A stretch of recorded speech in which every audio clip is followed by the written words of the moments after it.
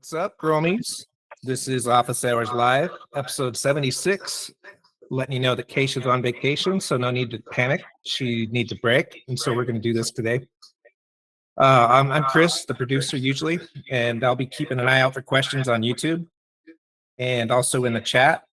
And so if you guys get some questions in early, and we'll try to get them over to Seth and Virginia and Dexter. Virginia and Dexter from Medusa's Eden joining us today. And we're excited to have them. We did a case study on them about 9 months ago. 9 months ago, I know we were out there over a year ago, but excited to check in with these guys again. Seth, why don't you take it away? Yeah, we're here with Virginia and Dexter today. They own and operate Medusa's Eden out of Maine, and they're our grower of the month, per se, this month. So thought we'd kind of bring them on and kind of talk about your growing experience and kind of the evolution of that over the last year and a half or so, I guess. So you guys have had AROYA. And go ahead, Dexter. Yeah, it's been quite a process. Learning how to grow this plant. It's really it's a journey, you know. Yeah, so I guess, for the listeners, do you guys want to talk about getting your legal grow up and running and how that journey has been for you? About getting your it's been good. It's been a lot of up and running and how that journey has been for you. There's a lot of getting pitfalls. You got to go through a lot of regulations. I mean, figuring out what to grow, how to grow, what type of soil. I mean, there's a lot that goes into trying to figure out even how to put the facility together. I didn't have any growing background before getting into this venture, so it's kind of learn on the fly. Gotcha. So all the data from the sensors is super helpful, considering like I've been super new in this, so it's just, and I've like for the last 4 years of college, they're all science classes, so I'm just like very data driven. Thank God. Well, good. I mean, I know one thing you guys have definitely navigated is like, okay, it's I always call it like the Gen 1 or Gen 2 or Gen 3 build out, right? Yeah, for sure. Yours has been accelerated compared to a lot of what we see out here on the West Coast, right? The market happened in Maine and it got competitive quick. Very quick. Yeah, it's definitely it's a hard saturated market. I think it's like anything. I think boof weeds itself out. You know what I mean? Oh, absolutely. And I know, like, just working with you guys, you've made huge strides on things like environmental control, making sure you've got the right equipment to achieve all the set points you want. And I know that's often a challenge at a certain size, right? Definitely. You guys have definitely taken it from pretty small and slowly scaling up how much weed you're pulling down, bringing the quality up, and going through some of those pitfalls. Like, I'm sure you could probably comment on how fun it was to get your environment dialed in on the first time. Yeah, I mean, when you just finally start getting like weed that looks like it's supposed to, oh man, it feels so good. It feels so good.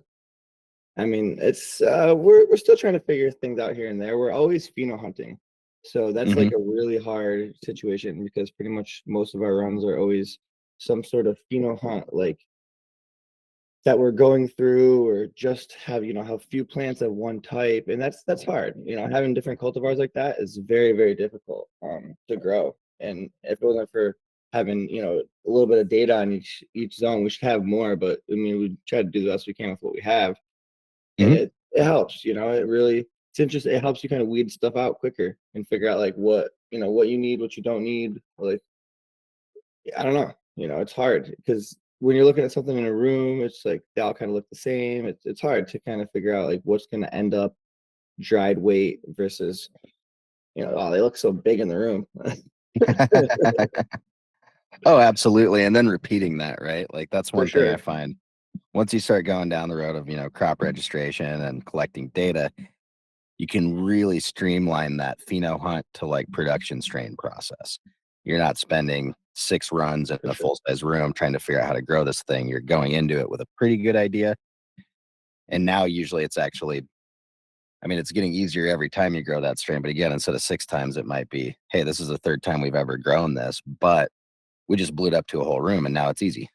I can make all these changes I Yeah. want to, or even a whole zone. Right. That's For usually some reason, step I one. feel like I feel like I gotta see it like 2 or 3 times to see what it's gonna end up really looking like. Like the first time, it's not fully accurate, or at least in my opinion. For Mhm. our, I mean, sometimes it is, but I don't know. I've just noticed that I want it to look the same all the time, so I want to make sure that it's going to. You know what I mean? So Yeah. if you're gonna run it, and it's gonna look good a couple times and then change. I don't know. Yeah, and that's something that's always kind of interesting too when you're doing pheno hunting. If you're popping a bunch of seeds, pulling males, all that fun stuff, you end up with sprouted plants, and sometimes that first round of cuts will look a little bit different Yeah. structure wise and morphology wise compared to that seed you just sprouted. And is that something you guys run into quite a bit? You go like, hey, we made these 12 selections, but after cloning, we're seeing like, half of Well, them that we actually like. yeah, we actually we haven't been doing any like regular seeds. We just kind of do feminized right now, so Okay. we're not having to just like select males per Okay. se. But I mean, selecting what we do like, yeah, I think that it helps. Yeah, yeah, just streamlining. You at least have some meaningful data, right? Like For that's one sure, huge thing when you're for bringing sure. genetics in. It's always like, okay, so and so said it was going to grow this way, right? Hmm. But you have no insight into how they actually grow. Yeah, and I You feel know? like that. I feel like a lot of the new genetics are coming up out of LEDs, and it's just not what we are flowering under yet. So I don't know. I Oh think yeah, and that I mean, kind of has everything has to do with it. oh yeah, yeah. That whole thing, like, yeah, this one's a heavy feeder, or this one stretches a long time, stretches shorter. And it's like, well, what were you doing with it? Yeah, for And I sure. see that quite frequently where someone gets a strain, they pull it in and they're going like, man, I can't get this thing to finish up. But the guy I got it from says, I swear it's an 8-week strain. It's like, well, you might be growing quite a bit differently than that other Yeah. person. And if you don't have any kind of numbers to put on it, the most you can do is say, hey, like, what do what kind of set points are you running on your environment? And what kind of media are you running it in? I'm For sure as you sure. guys too, like you mentioned, a lot of these new genetics are coming out of breeding pretty much to grow under LEDs. Yeah, Just the market's moving over to them, right? for sure. Bulbs are literally falling off the market all over the place. You won't be able to get them someday. Yeah, for sure. But And which is but good. I mean, environmental, it's probably a positive direction. I hate my electric bill, so Mhm. yeah, if only you saved a bunch of money running LEDs, right? Usually yeah. I it's don't like, think no, that's let's just grow more weed. for sure. I mean, that's the real goal, anyways. Oh yeah, Grow more quality weed. So absolutely.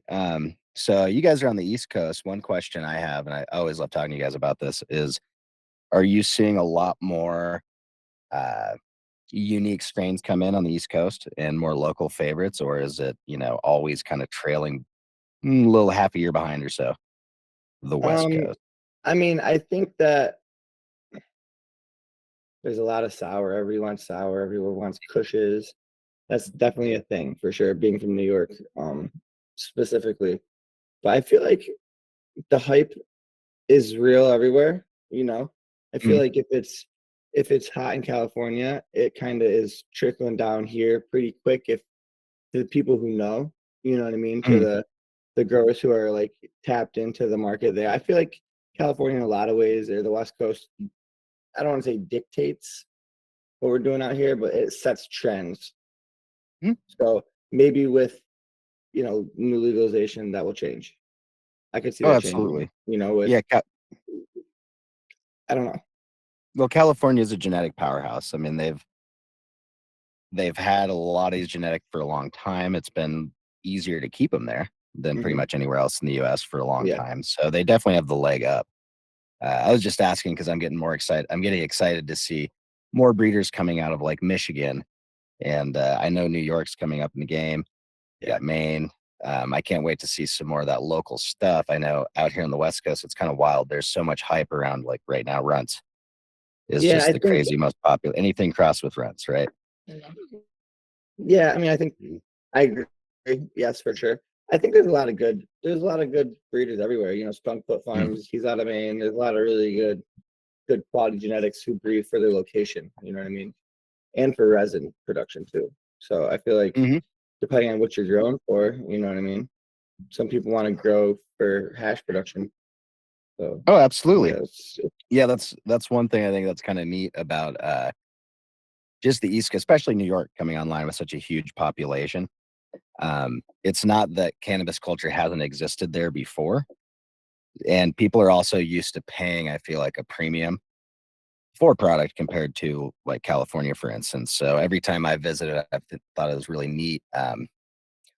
There's growers kind of all over the quality range, but it seems like the market demand has been for higher and higher quality right out of the gate. well, that's great. I feel like It's cool yeah, I think that for the higher and higher consumer, quality. I mean, the East Coast dictates the West Coast. I feel like the East Coast consumption is dictating what the West Coast is growing because, Yeah, for a long time. yeah, I mean, that's just how it's been. It seems like in the traditional market. So I don't know. I think that it'll be interesting to see the change, when I don't know. We'll see. It'll be cool to see these next couple of years to see what's going to happen. Even like the Midwest and some people who like people who have growing in their years of generations of DNA. You know what I mean? Kansas. Mhm. I don't know, some of these middle Nebraska. You know what I mean? So, Yeah. Yeah. Oh, yeah. There's going to be some interesting stuff yeah, coming out, especially as like culturally we see, I want to say more acceptance. Cannabis has been fairly accepted for a long time, but more socially normal.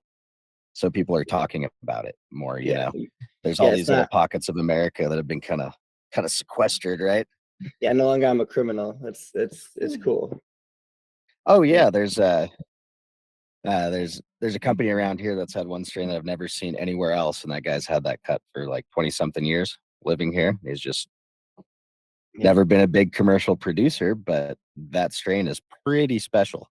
Yeah. I've never smelt another nug that smelled like a peach cigarillo when I cracked the jar. And Wow. it's like, man, this is interesting. Where'd you get this? It's like, oh, a bag 20 years ago. Like, that's interesting, And a lot of that stuff is out there.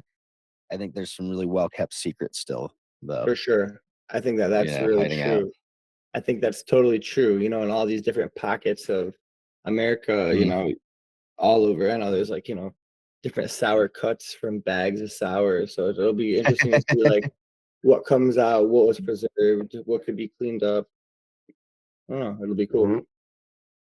Oh, absolutely. And I think one of the most important things is just getting that variety because, as we see commercialization, we're seeing some of the same things that have happened in other crops, maybe not quite to the extreme that you see in like apples, but we're kind of seeing commercialization leaning more towards a smaller and smaller group of lineages.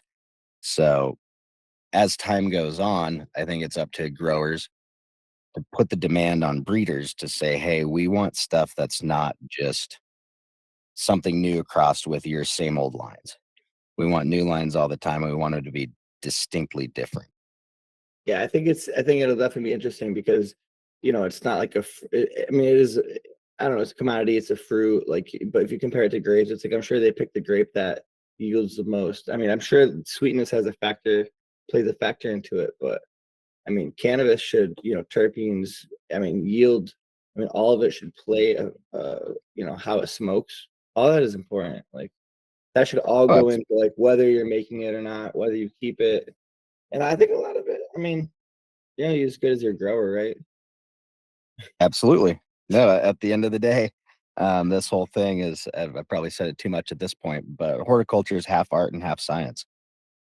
We can talk numbers all day, but if you're not good with your hands at actually touching these plants, you're not going to have a good result. I mean, I've personally met cultivators who really, uh, really do well all the way through their flower runs, but they, struggle with cloning, for instance. And that's like their big Achilles heel is like trying to get that in line. So they're buying a lot of cuts. And, moving on from that, like it's tough. It's a skill you got to develop. And if you're not good at it, you're not going to have success. Yeah. So at the end of the day, yeah, you gotta have just an awesome grower and one that's really dedicated to perfecting the craft, and half the battle right now is staying in the game, right? Yeah, So we no. all gotta like, I'm always looking in my mom room, well, my mom room slash my veg room slash my clone room, and I always hear you in the back of my head saying, you're gonna need a mom room, like a dedicated mom room, and it's like you're so right. You know what I mean? And we'll get there one day, but it's true. If you can't, you're only as good as your parameters too, and what you got to work with. So Oh, it's all absolutely. important. Yeah, and then you start to, once you've got data, really start to break down like what are the limitations of my facility. No, working with you guys, you're a mom and pop operation. It's a small business. You don't You're have, looking at it. Yeah, exactly. You guys don't have a huge cash pile to go like, oh man, we need this. Let's just get it. So Yeah. inevitably you end up making some tough choices. And I think one thing that, although we talk about either yield or quality a bunch, there is an important component into looking at where your business is at and saying, hey, what are our goals here? Our goals to produce the best flour we can, of course, but that's going to take time. We've got to get our facility dialed in, our production processes, and then the icing on the cake is finding those genetics. Yeah. Oh, genetics is, I think genetics is the number one thing. But like when I think about it, right? So if genetics is first, but if you don't know what's going on, like we can't afford to have 1 month off. We run a cannabis delivery service as well. So we can't lose a crop for a month, otherwise we won't have fresh products for our phone. So like being able to not look at the substrate and know what's happening in the soil with the data is crazy. It would be crazy for me, I think, as a grower, to not have that information, to be able to make those changes on this crop now, opposed to have to wait until it finished. You know what I mean? It helps you learn on the job, I feel like, a lot better. Oh, absolutely. And, I mean, that's what I try to get people to a place to is like, hey, everyone wants to make it in this business. Most people do have the same goal, which is to grow something that they can be really proud of and push on the market, right? But then the other side of it we've got to deal with is making it to that point. Like, Yeah. anytime you get a new facility, I don't care if you are the world's best grower, give yourself some padding. Don't pre-sell that Sure. first run for a price that you're not going to, you're going to put out that product and they go, we won't pay for it. Yeah, and you can't rush it. You can't rush the cure. You got to take your time in every step. It's Oh, really yeah. important that you don't Well, blow and it at like the end. when I first got into commercial growing, GG4 and Blue Dream were huge. Yep. And everyone had it. And you know what? We weren't stoked on growing it because we had 20 other strains that were way more interesting. But we white labeled a lot of Blue Dream and a lot of GG4 because that kept the doors open. Yeah. If we would have been too high up with the ego and been like, no, we're just going to grow the best of the best, that company wouldn't be in business anymore because they wouldn't have been able to keep up with market demand. Some of those early lessons, like fortunately in Maine, you guys can control your own distribution. For some of these businesses, maybe you have some, really good marketing and your first run's all pre-sold, but you short those orders and now you got a lot of customers that aren't going to want to do business with you again. It's true. And so there's all these little nuances outside of just growing that I think people overlook. And I know you guys are at a point where it's kind of funny where you're like, yes, the growing is the part we really want to focus on, but God, we got to set up all this other stuff first. Yeah. Oh yeah, I mean, we finally Yeah. just got our first Juggling printed them. bag, so it's like it's been years coming, but it's all those other things that you don't think about when you're running a business, that you need to put into, or you need to just sell to someone cheaper for them to Yeah. do it, Absolutely. So, Yeah. You and got to stay in business. You won't be able to get better at it if you have to quit tomorrow. for sure. And I feel like, I don't know, we put all this work into popping these seeds and trying to figure out what's good. I feel like we should, care about it. We should care about what it looks like when it gets to the end consumer and all that. I think it's important. Yeah, none of it matters if it doesn't sell, right? For sure. In this day and age, there's so much variety out there. I know that's starting to hit the East Coast more and more just this year, but people have a pretty broad choice now. Sure. You can go to a store and see 30 different brands in one place. And at that point, I like to compare it to the craft beer and wine industries. There's a lot of really cool things going on, but you see a lot of turnover in specific products, brands, labels, product lines they're selling, just because, they got to keep it fresh. And also, if you put one out that's subpar, people will remember your failures with a lot, or just a lot more, and make their buying choices based on that than on your successes. Definitely. And, it's a bummer, but Yeah, for sure. I think, especially, when people go nowadays, now that we're hitting, we've hit legalization, it's been accepted for a while, the expectation's higher. If you go to a Yeah, store and get some kind of booth, you're like, what year is it? yeah, for sure. 10 years ago is a different It's game. $60 Stoked. eighth. It sucks. Yeah, and you're stoked if you had an option, You're like, I can Yeah, choose from 3. Whoa, and now it's like right. that's like I almost think that comical. I think that there's like, I don't know, there's a lot of that. It's hard because there's so much to grow. So you got to figure out like what I just grow what I want. What I think is like, gonna be good. Mhm. I don't know. It's hard to like, I don't know. It's hard to get behind the hype stuff. I mean, I don't know.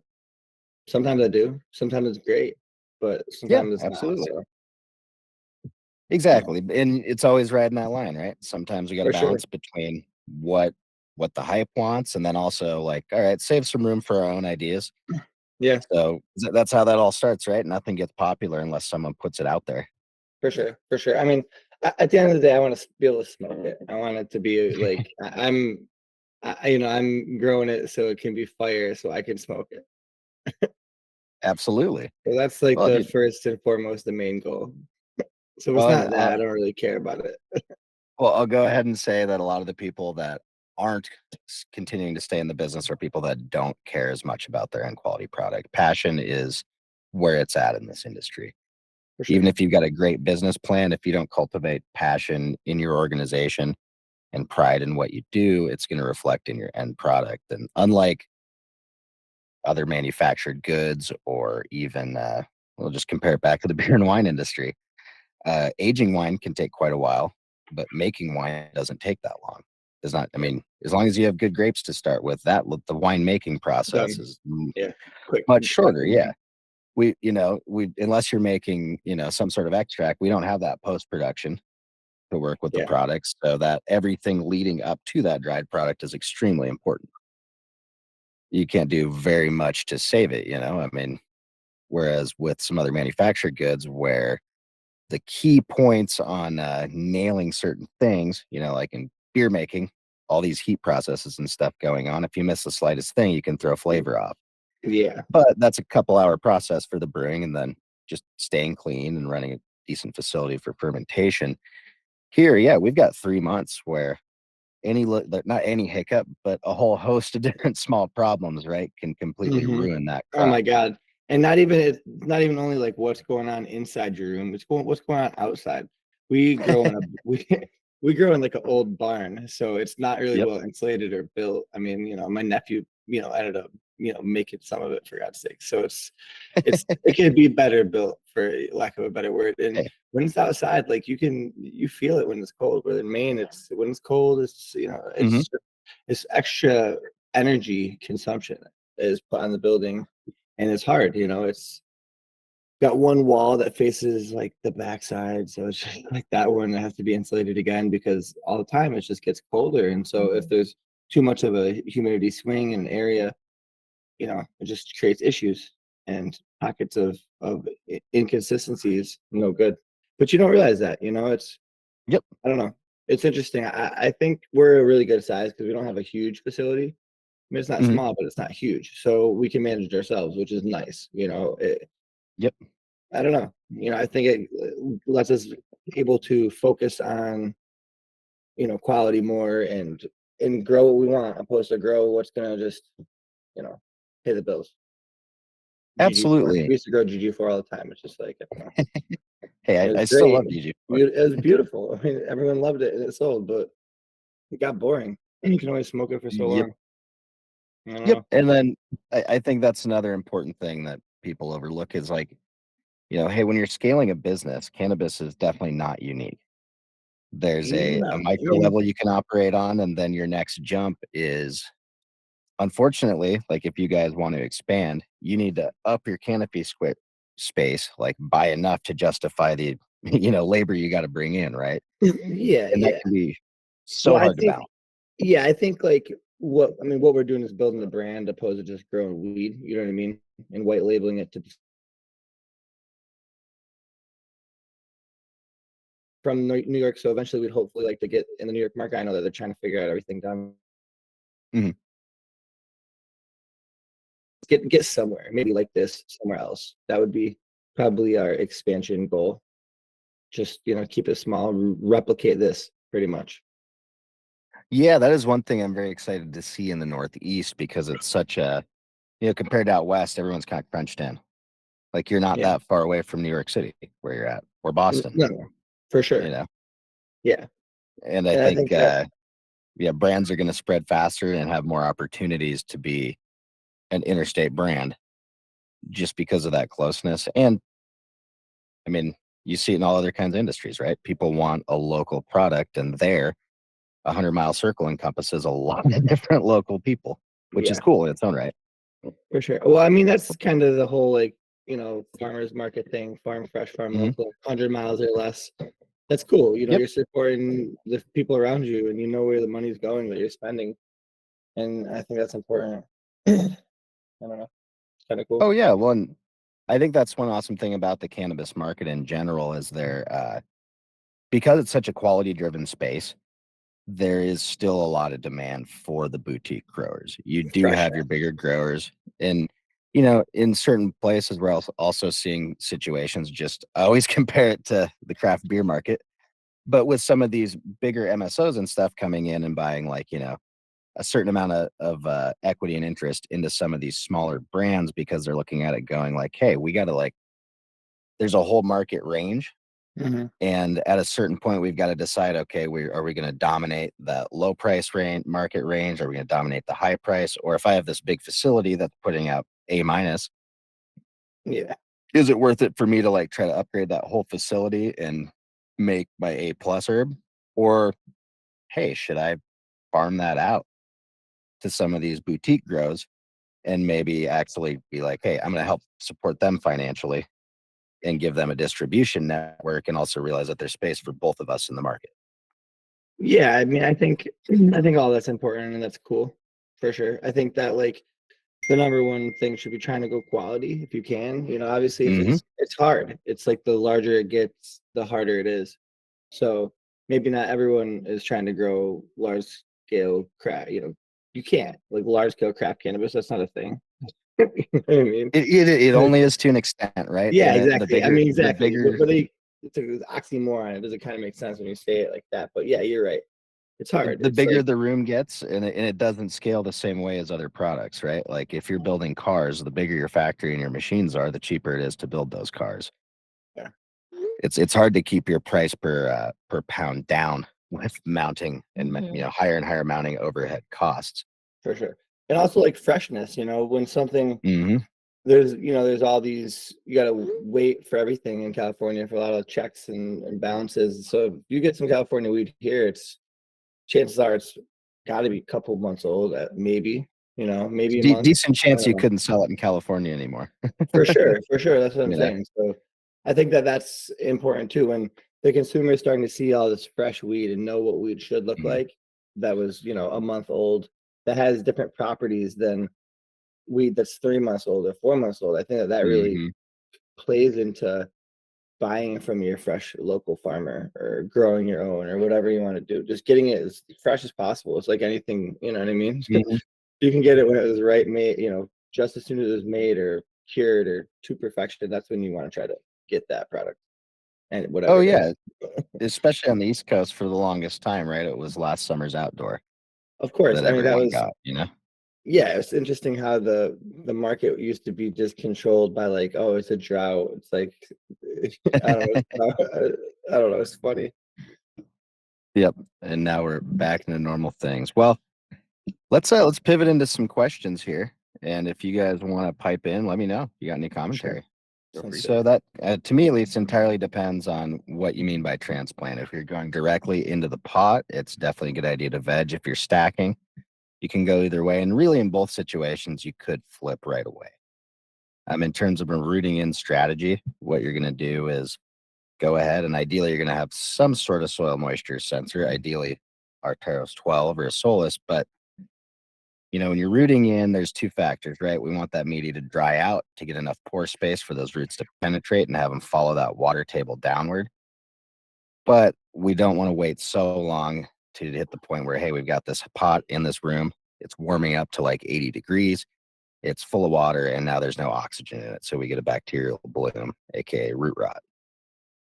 So what we're doing is giving it a very small amount of water every single day, 1 to 2 shots at a tiny percentage, and just watching that water line fall from, if you're in rock wool, 65 to 75%, in cocoa, usually anywhere between 45 and 65, depending on your brand. You want to see that water content fall all the way down, at least 15 to even 20, 25% before introducing any true P1s that would bring it back up to field capacity. And really all that's doing is we're giving the roots space to grow, and then that pulsing is pushing growth downward. Water moves with gravity. Those roots follow the water. Can they sense gravity? We've talked about it before a little bit, but when we look at like a rock wool slab, for instance, those roots go down, that water's wicking out, those roots follow it everywhere they can.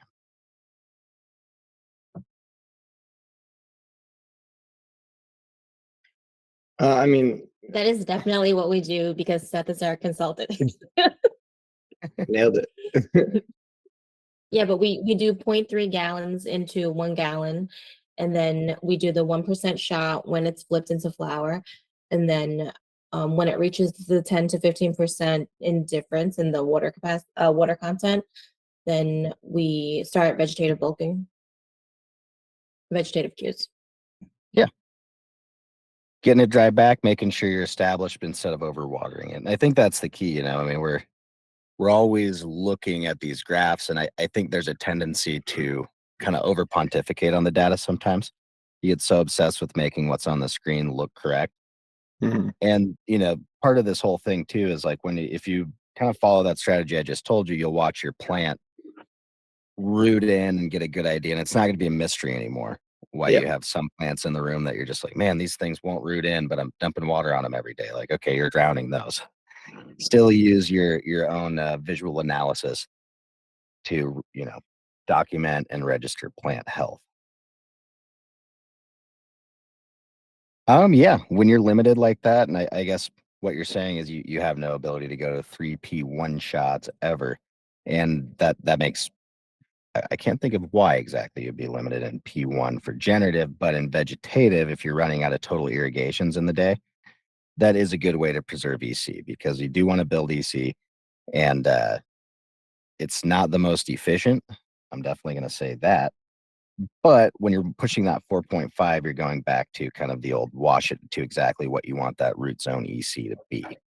If you're pushing out that extra runoff, hey, that's a side result. And if you're pushing 4.5 EC, obviously as your plant's smaller, you're going to keep washing it back to 4.5. And then as you hit a point where you can get it right up to field capacity with your P1s and then maybe put on a P2, now you can bring that back to your 3.0 and start modulating. So I guess that's a decent strategy. Let me review the question again. What are you saying for P2? But really, I mean, we're talking about kind of a Band-Aid situation. One thing I would look at, and I always recommend to people, if you are in a situation where you have automated drip irrigation, you've got 24 volt solenoid valves, you've got the basic hardware, but your controller is a little bit lackluster. I can say in the past, I've spent way more money going to the hardware store and buying something that was meant to run like golf course sprinklers than if I just would have invested $150 into open sprinkler and thrown that in place. So what you're doing, that 4.5 is great. That's going to keep washing you up or down to a 4.5. And then your P3s or your P2s at that 3.0 are going to have not a whole lot of effect, so long as you're not continuing to push that runoff. But if I were you, I would definitely, and we can talk about this in the future, Daniel, look at figuring out a better control system that's really going to allow you to have the control you want and not have to back into these corners. Excellent. We'll just move on. Looks like PHX Mars. I'm feeding at let's see, pH, as I'm dialing in feed strength by a runoff pH. Should I keep increasing feed strength until my runoff pH is closer matching my input nutrient pH? So when we're talking about runoff pH, what we're looking at is how much fertilizer the plant's actually pulling out of that solution, right? So continuing to increase your feed EC is actually changing a variable and making it more difficult for you to stabilize that pH in your root zone. What you want to do is, if you're underfeeding, you're going to want to bring that up. So if you're feeding at a 2.2, let's go up to a 3.0. If you're at a 3.0, maybe go up to a 3.5 to help reset that ionic balance. But when we're talking about pH, typically we want to see a slight drop between our input pH and our output pH, at least input pH and runoff pH, because that tells us that the plant's actually pulling nutrients out of solution. And we, typically are going to see a little bit of a range that's perfectly acceptable in those runoff pHs. We've talked about it before, running down below a 5.2 or even a 5.0. That's when I'm going to start looking for signs of overall plant deficiency, even if I'm above, let's say, a 4.0 EC. Now, there's a bunch of problems that can look like that, and deficiency is deficiency when we're talking pH. You're going to get out of pH range, starve your plant. On the flip side, if my pH looks okay and my EC is really low, I might just be starving my plant. If I'm running, 850 to 1000 ppfd with a 2.0 to a 3.0 EC inside the root zone, there's a decent chance that that plant's just going to take up more than I can even put on. So that's kind of where we want to go with that. I'm in cocoa Nice. with 6.0 pH, getting 5.3 runoff, increased feeding inputs. So 5.3 is not too concerning. I would continue feeding the 6 pH, getting 5.3 runoff. If you increase, it depends on what your feed inputs are. So if your feed input is, let's say, a 2.5 right now, I would probably up it to a 3.0 or a 3.5, but that depends on what your EC in the root zone is doing. So if your root zone EC is low, then we're going to pick that up. If your root zone EC is high, we're still going to pick it up a little bit, but basically pushing more of that feed through is going to, at a slow rate, is going to do more to reset that ionic balance than messing with your pH too much. So I'd keep feeding it to 6. Again, like I said, probably raise it too much, but I wouldn't raise that feed EC very much at all. Really, we just want to push it out. And then next time, usually what that means is if that pH got too low, probably didn't stack enough salt up in the media to not get that pH swing as the plant is pulling it out. So next run, goals are, all right, we're flipping with a higher EC in the root zone. That way we're not getting behind on building that EC, which generally, if you can't build EC, you're also driving down pH as the plant's pulling those negative ions out. Awesome. Another question from Instagram. The chemical grower wants to know, how easy is it to stack the EC in pure cocoa with bottom feeders, say with drippers? Bottom feeding like flood and drain style? Or are we dripping on top? Because if you're going like a full flood and drain, you can flood all the way up to the edge of that pot. In general, it's going to be, your EC is going to be really easy to control. It's going to be about whatever your feed is, because you're going to wash and rinse that all the time, and then you'll have some buildup. Typically, if you really want to control that EC in the root zone, though, I would try to get away from bottom feeding, because basically we want that soil to be washed all the time. We're trying to reset that pH and reset that nutrient balance constantly. So in a bottom feeding situation, basically we've got wicking action bringing moisture upward into the media, and we've got roots that can go down, into the bottom or even out the bottom of the media into a water space. But we're not effectively washing that root zone, and that's why you don't see bottom feeding too much. Can it work? Definitely. But is it leaving control on the table in terms of what you can actually do to affect that root zone EC? Absolutely. And that's kind of why we've seen, look at hydroponic growing over the last 30 years. You've got like nutrient film trays, we got ebb and flow, we've got deep water culture. And in the end, the one that gives us the most control over the plant and allows us to have the most effect on plant morphology is going to a soilless media, because it turns out plants have evolved for millions and millions and millions, hundreds of millions of years, in fact, to grow in a soil-like media. They're very evolved to pull nutrients up out of soil. The role of soil physics in plant physiology is actually pretty important when we look at root formation. We get a different type of root formation in deep water culture or even nutrient film. So at the end of the day, the best way that we can grow the plant and affect change is actually to have a top feed system that saturates the moisture and takes advantage of gravity to homogenize that mixture and then allow runoff to occur that's actually rinsing the soil out. So, Dexter, Virginia, do you have anything to add to that as far as controlling EC and how you irrigate? I mean, there's some times that I've had issues or I missed a feed or my barrel has gone empty and I'd have to like pull back a shot to like even it back out. It's just like a balancing game. Yeah. One thing I've got to say about Dexter and Virginia is they entered this space without a lot of preconceived notions. So I think one conversation we've never had to approach is I think I'm giving them too much salt. Yeah, it's true. And you guys can attest, it's pretty amazing once you start watching that day to day when you do have like, your res runs out and you're like, oh, didn't plan for that. We're missing a couple shots. It's pretty amazing what these plants will take, right? Yeah, you could tell immediately though when you're watching the graphs, like, oh, it's something's not right. You got to go check your water, and that's great.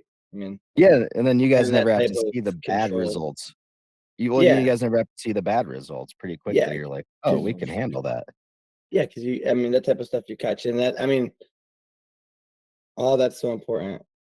All that's so important. It can take out the fun of growing, and it makes your life. Someone that's new to the game, you got to really have those types of fail safes in place to help you. It's hard, I always make a joke that we like live in a circus, so stuff is happening all the time. So that just like honestly makes my life in the grow so much easier because I could just see something's wrong and I go in and I can see immediately. Let's move on.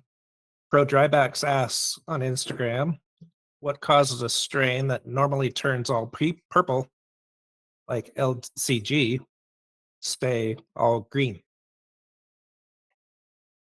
There's a few factors to look at there, and this is again where looking at time series data is going to be your friend, especially with respect to the environment. One big factor in purple that we always talk about is temperature. A lot of strains need a pretty big temperature differential to turn purple. So we're talking about LCG, for instance. I personally have seen one grower who has several rooms, some are LED, some are HPS. The thing they bang their head against is saying like, oh, why is it purple every time we grow under HPS, but not necessarily LED? And a big part of that is like, hey, we're hitting our 10-degree diff, right? We're getting 78 in the day, 68 at night, 75, 65, but we're seeing the diff in the HPS, but not the LED. One straight up reason is that HPS is projecting more radiant energy onto the plant, which is heating up that leaf surface. So if the ambient room temperature is 75, but we've got an HPS versus an LED, that 10-degree ambient temperature differential that we see from the day to the night might actually be more like 15 or 16 degrees on a lot of parts of the plant just because that light turned off. So that's one thing to look at is like that overnight temperature differential. And, if you don't have your humidity under control, you're going to lose your crop trying to run it too cold and get that purple. You're going to rot it out. So that's one thing to look at. Going back farther and farther, being able to go back and look at your run and see, did you have any times where you accidentally watered too frequently and too hard and continue to push vegetative growth that didn't allow that plant to mature inside the time window that you wanted? Because when we look at this plant's life cycle, right, if we want to reach maturity, we have to hit every mark that leads up to it. So the plant needs X amount of water, X amount of salt, X amount of CO2, X amount of light, and X amount of heat. So if not all those things are balanced, we're not going to get the exact same expression. Now, another thing to look at too. So heat, a big one. Then, like I said, overwatering, but also looking back and saying, hey, did we run not enough temperature differential? Another thing that can affect it is basically nitrate availability. Am I over fertilizing this thing to the point where I'm encouraging it to grow? And by over fertilizing, I don't necessarily mean running a high EC, but for this particular strain, have I been running potentially too low of an EC? Is it too comfortable in the sweet spot? But basically, if it's not purpling, there's, we're either not guiding it towards through senescence or, dying back of the plant, ending its life cycle. We're doing something to extend that, or we're not hitting one of those marks.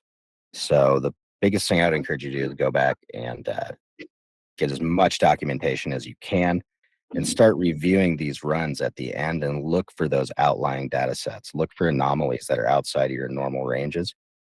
And then from there, we can go, okay, here's something that's outside. How does this typically affect the plant? If we're talking about water content, like, hey, you did not get enough water availability to your plants for 30 days during your flower cycle, like we're probably going to expect to see some yield loss between lack of water and probably EC problems being all over the place.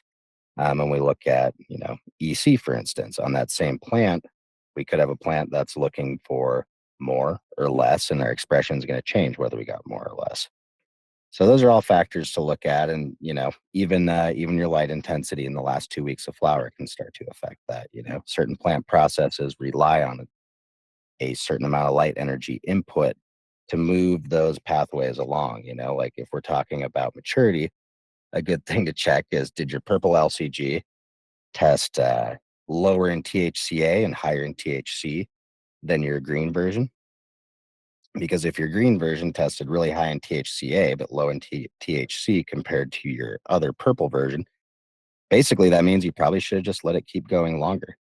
The reality is something you did along the way, either that or you cut it down earlier, but something along the way extended that determinate life cycle of this plant. It didn't get all the inputs it needed to finish at that point, and it needed more time to gather and basically not ingest, but uptake and fix more of those inputs. So those are a few things to start looking at. And, one thing I like to point out to people, if you, when we're talking about these plants, 63 or 58 days, 57, 56 in flower, even a plant, if we're going a 2-week veg, a 2-month flower cycle, that's not that many days that plant is actually alive.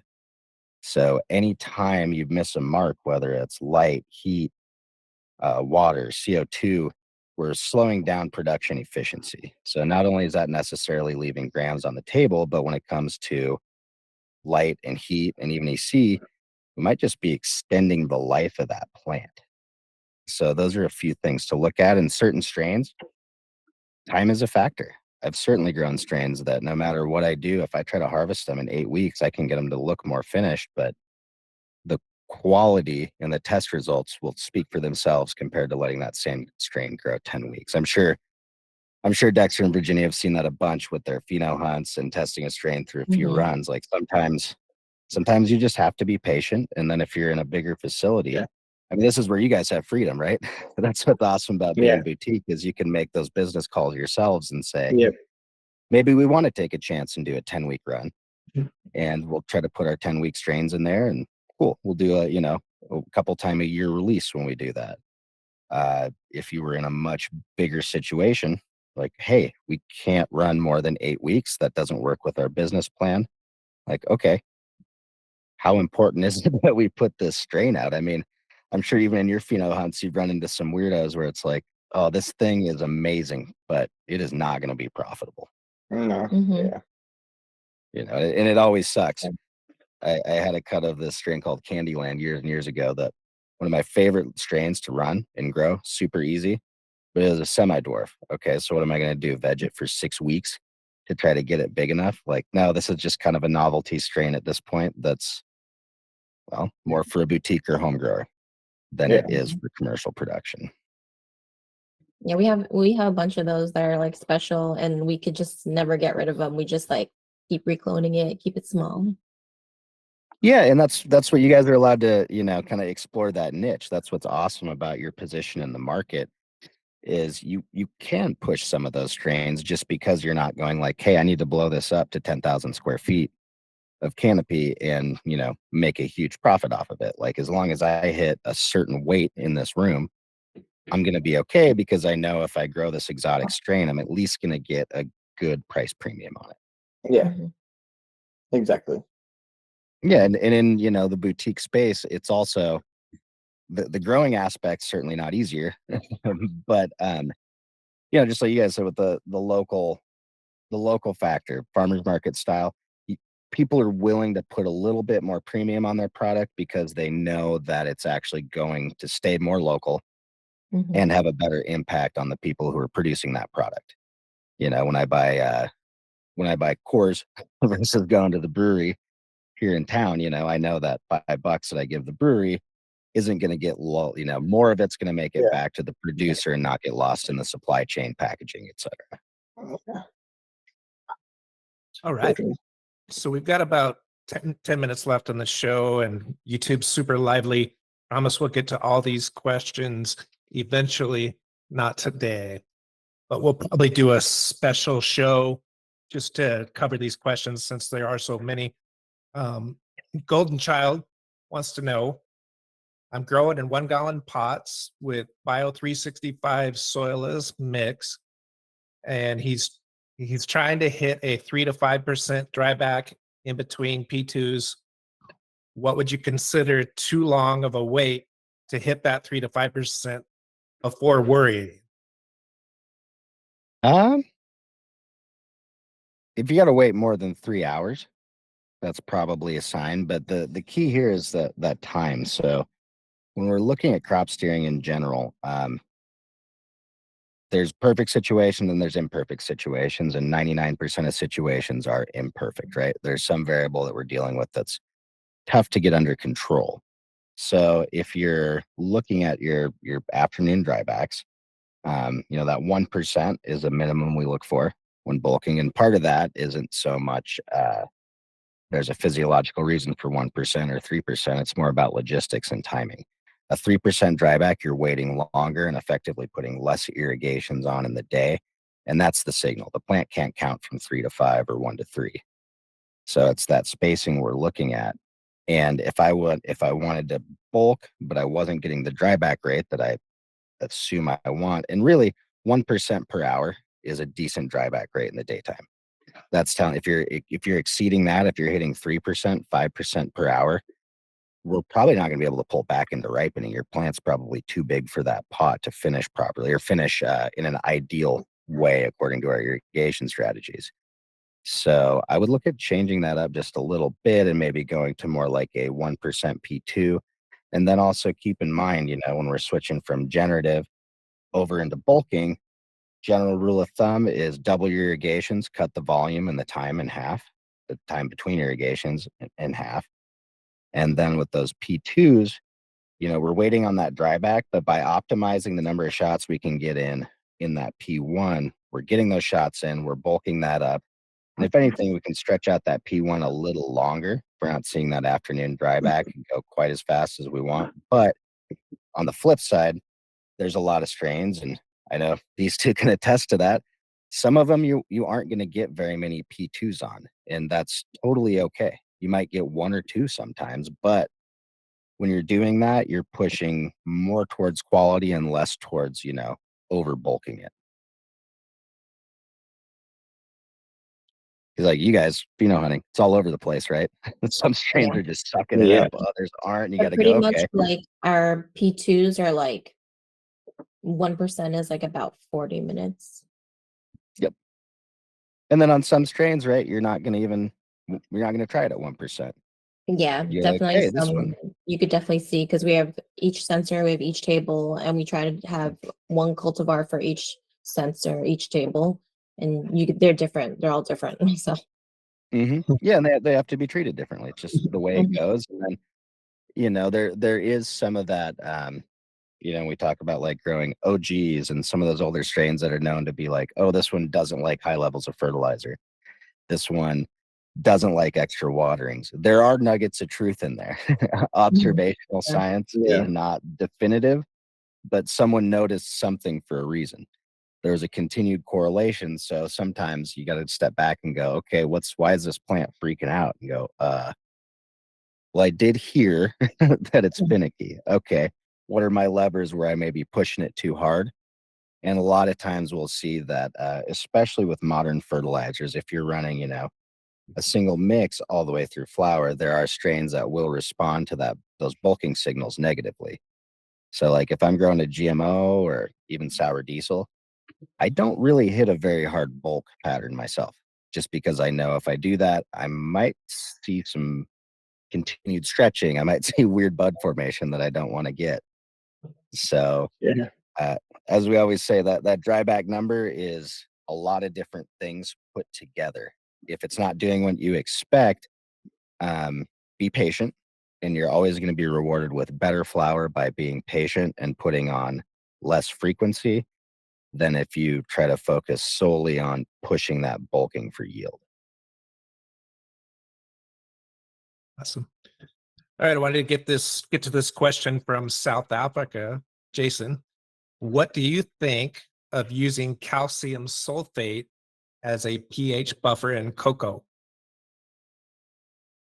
As a pH buffer, I guess my question would be, are you watering that in, or are you somehow mixing straight powdered calcium sulfate into your media? I know when we talked about pH buffers in cocoa back in the day, we'd be talking about calcium carbonate, azomite, some of your more traditional soil amendments, for lack of a better word, that people would use in their garden to buffer pH in more of a living soil system. As far as using calcium sulfate, the only problem when you're using any calcium ion complex is you've got to look at what is that attached to. So in terms of calcium sulfate, maybe not the best, because that's going to throw off our sulfur ratios in the rest of the mix, and also possibly do some other weird things that I might have to break out some molecules and look at and draw around. That's why when we're looking at, some of our different things to pH actual systems, if we're using like sulfuric acid, for instance, that's not bad. But what I got to look at is how much am I putting in? At the end of the day, is that throwing it off? Like here where I live personally, if, the water comes out of the ground at 7.2, sometimes 7.5. If I'm not feeding a lot, if I'm feeding at a really low EC, like if I mix up a 1.5 EC, I'm dumping enough either sulfuric or phosphoric acid in there to actually throw off my NPK ratios. On the flip side, same water, most nutrient companies that I'll try out and mix up. If my water's coming out at 7.72, I mix it up at an appropriate 3.0 or 3.5, and that water is coming out at like 6.1, 6.2. Okay, at that point, I'm adding very, very little acid to fix that pH range. So that's kind of where you need to balance it. Like, what am I adding? And then, what else is that complex coming with? Because, another good example, I guess, is calcium, calcium nitrate. That's our common nitrogen base used in a lot of single mix fertilizers. And that's because it also comes with calcium, right? Those are two things we want. And since we're only going down to basically one nitrogen source, that calcium is just a bonus. However, in that situation, calcium nitrate does have its own drawbacks, because then you can't pull your nitrogen back without losing out on calcium. And that's sometimes where we'll come in with calciums or products like calcium silicate to help keep calcium in while we're pulling nitrate back. But if we're talking about using calcium sulfate in the traditional buffer sense, like mixed into your physical cocoa, I would probably lean away from that, because over the years we've just found, cocoa is a true soilless media. We can pretty well control it. It has very low cation exchange capacity. It can't hold on to many things. So it's better to directly control with inputs what's going on in the root zone than try to mix in a buffering agent that we're dealing with, where it's actually holding on to some things, letting go of other things, and then slowly being rinsed out of the pot and having less effect over time. So in short, I would probably not use that. If you do, write it down, record it, take pictures, because every once in a while someone does have an idea that's helpful. And sometimes we're limited on what we can get, right? There's certain products that are really popular in the US. But if you live in Canada or Europe, I wouldn't recommend buying them because you're going to be waiting for a long time for that to clear customs. Yeah. Good. His Yeah, question stuff. is sourced from South Africa, so I don't know if all the rules are interchangeable. Well, and is it a supply chain issue? Because there's also certain products, like we talk about peroxides and cleaning products and stuff like that. They don't have a long shelf life in shipping, so there are certain areas of the world, and I happily reach out to me sometime with email or whatever, because I'm curious to know why that's what you're leaning towards. If it's a supply chain issue, local availability, that's the best you can get. What's going on there? Well, I think that's going to do it for episode 76. I wanted to thank Virginia and Dexter, Medusa's Eden, coming on the show with us today. Be Thank sure you, to Hap. check out their case study on AROYA.io. Learn more about their operation, their history, and what their plans are for the future. I want to thank Seth for coming on today. This show will be back next week with Keisha, I promise, and it'll be smoother on the production side. But for anyone interested in AROYA, go ahead and book a demo at AROYA.io, and we'll have one of our experts get in touch with you. And if you'd like to have a topic covered in office hours, post questions anytime in the AROYA app. Drop your questions in chat or on YouTube. Send us an email at sales@aroya.io. DM us on all the socials. We do the Instagram, the TikTok, the YouTube, the LinkedIn, et cetera, et cetera. We want to hear from you. And for everyone in attendance, we'll send a link today to the show, and we'll be back next week. So from Pullman and from wherever you're joining us, have a great day. Take care. Take care. Thanks, guys. It was nice to see you. Have a good day.